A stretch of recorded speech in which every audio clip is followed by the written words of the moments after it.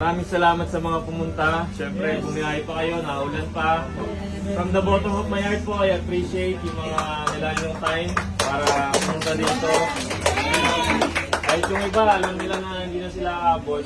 Nandito pa rin po sila. So, maraming salamat po.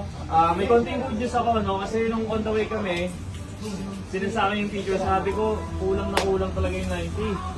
So, tinawagan ko si Kuya Joros. Sabi niya, magbibigay siya ng 2 box.